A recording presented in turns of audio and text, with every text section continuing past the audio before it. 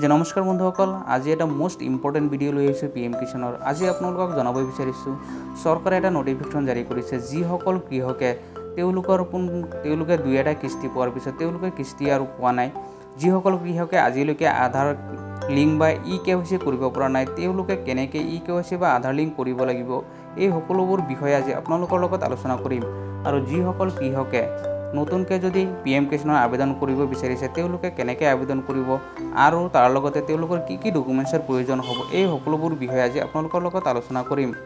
তাৰ লগতে আপোনালোকক আৰু এটা কথা জনাব বিচাৰি আছোঁ, যি 14 বা 15 নম্বৰ কিস্তি চৰকাৰে ৰিলিজ কৰিছে, সেই টকাটো কেতিয়া আপোনালোকে লাভ কৰিব, এই সকলোবোৰ বিষয়ে আজি আপোনালোকক জনাম। গতিকে আপোনালোকে ভিডিঅ'টো সম্পূৰ্ণকৈ চাব, তাৰ লগতে চেনেলটো ছাবস্ক্ৰাইব কৰি লাইক কৰিবলৈ নাপাহৰিব।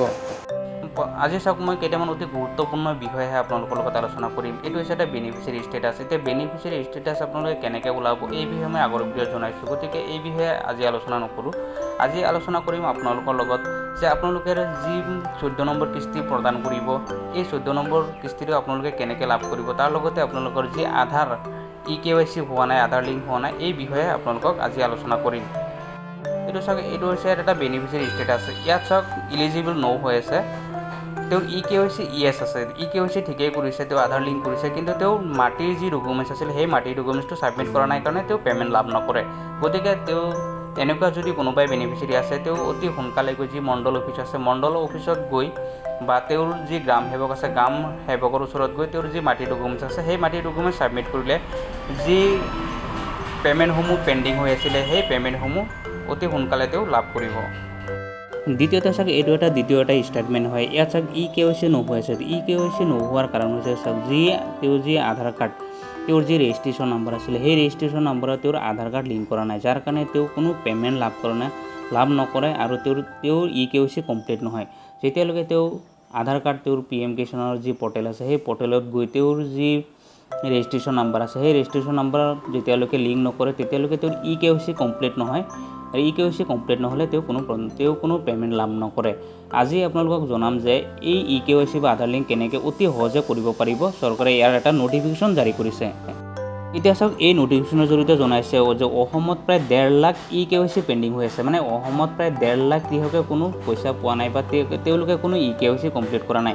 গতিকে যি 1.5 লাখ কৃষক এতিয়ালৈকে এই পইচা পোৱা নাই, সেইসকল কৃষকক অতি সহজে যাতে তেওঁলোকৰ KYC কৰিব পাৰে, তাৰ কাৰণে যি ওচৰৰ CSC চেণ্টাৰ আছে, সেই CSC চেণ্টাৰক তেওঁলোকে এই দায়িত্ব দিছে। আৰু এই দায়িত্বত যি চাৰ্কুল অফিচ আছে, চাৰ্কুল অফিচৰ SDO বা যি পঞ্চায়ত আছে, পঞ্চায়তৰ ছেক্ৰেটেৰীৰ সহায়ত তেওঁলোকে যি এৱাৰনেছ কেম্প কৰি আপোনালোকৰ এই KYCখিনি সম্পূৰ্ণ কৰিব। গতিকে আপোনালোকে অতি সোনকালে আপোনালোকৰ ওচৰত যি CSC চেণ্টাৰ আছে, সেই CSC চেণ্টাৰত যোগাযোগ কৰি আপোনালোকৰ যি KYC বাকী আছে, এই KYC আপোনালোকে সম্পূৰ্ণ কৰক। আপোনালোকৰ যি পে'মেণ্ট আছে ইতিমধ্যে আপোনালোকে ৰিলিজ কৰিব। ঠিক আছে, আপোনালোকৰ যদি পে'মেণ্ট এতিয়ালৈকে বাকী আছে, সেই গোটেইখিনি পে'মেণ্ট আপোনালোকে একেলগে লাভ কৰিব। তাৰ লগতে আপোনালোকে আৰু এটা কাম কৰিব লাগিব। KYC কৰাৰ পিছত আপোনালোকৰ যি বেংক একাউণ্ট আছে, সেই বেংক একাউণ্টত আপোনালোকে DVD লিংক কৰিব লাগিব, মানে আধাৰ কাৰ্ড লিংক কৰিব লাগিব। আৰু এই আধাৰ কাৰ্ড আপোনালোকে বেংকত গৈ আপোনালোকৰ যি একাউণ্ট আছে, সেই একাউণ্টত আপোনালোকে লিংক কৰক। যদি আপোনালোকে বেংকত গৈ আপোনালোকৰ যি বেংক একাউণ্ট আছে, সেই বেংক একাউণ্টত যদি DVD লিংক কৰাব নোৱাৰে, তেতিয়াহ'লে আপোনালোকে অতি সহজে এয়াৰটেল পে'মেণ্ট বেংক বা পোষ্ট অফিচৰ একাউণ্ট এটা খুলি লওক। সেই পোষ্ট অফিচ বা এয়াৰটেল পে'মেণ্ট বেংকত অতি সহজে DVD লিংক হৈ যায় আৰু আপোনালোকৰ যি PM কিষাণৰ কিস্তি আছে, এই PM কিষাণৰ কিস্তি আপোনালোকে এই একাউণ্টত অট'মেটিকলি সোমাই যাব। তাৰ কাৰণে আপোনালোকে কোনো চিন্তা কৰিব নালাগে।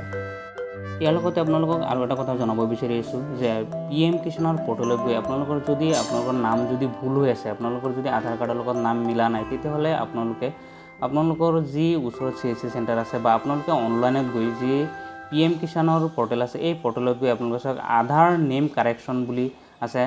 এই আধাৰ নেম কাৰেকশ্যনত গৈ আপোনালোকে নিজে আপোনালোকৰ আধাৰ কাৰেকশ্যন কৰিব পাৰিব। তাৰ লগতে আপোনালোকৰ যদি নিজে নোৱাৰে বা তেতিয়াহ'লে আপোনালোকৰ ওচৰৰ যি CSC চেণ্টাৰ আছে, সেই CSC চেণ্টাৰত গৈ আপোনালোকে OTP বা বায়'মেট্ৰিকৰ জৰিয়তে আপোনালোকৰ PM কিষাণৰ পৰ্টেলত যদি নাম ভুল হৈ আছে, সেইটো আপোনালোকে ঠিক কৰি KYC কমপ্লিট কৰিব পাৰিব। ইয়াৰ লগতে আপোনালোকক জনাব বিচাৰিছোঁ, যিসকল কৃষকে নতুনকৈ আবেদন কৰিম বুলি ভাবি আছে, তেওঁলোকে PM কিষাণৰ পৰ্টেলৰ জৰিয়তে নতুনকৈ আবেদন কৰিব পাৰিব। এই নতুনকৈ আবেদন কৰাৰ কাৰণে আপোনালোকে PM কিষাণ পৰ্টেলত গৈ বা আপোনালোকে CSC চেণ্টাৰত গৈ আপোনালোকে আবেদন কৰিব পাৰিব। এতিয়া এই আবেদন কৰাৰ কাৰণে আপোনালোকে চাওক, Aadhaar card, mobile number, ration card তাৰ লগতে ল্যান্ড ডকুমেন্টছ আৰু বেংক পাছবুকৰ প্ৰয়োজন হ'ব। এই ডকুমেন্টছ দি আপোনালোকে নতুনকৈ আবেদন কৰিব পাৰিব। এতিয়া চাওক যি 14 নম্বৰ কিস্তি আছে, এই 14 নম্বৰ কিস্তিটো PM কিষাণৰ 14 নম্বৰ কিস্তিটো চাওক জুন মাহৰ ভিতৰতে আপোনালোকৰ প্ৰদান কৰিব।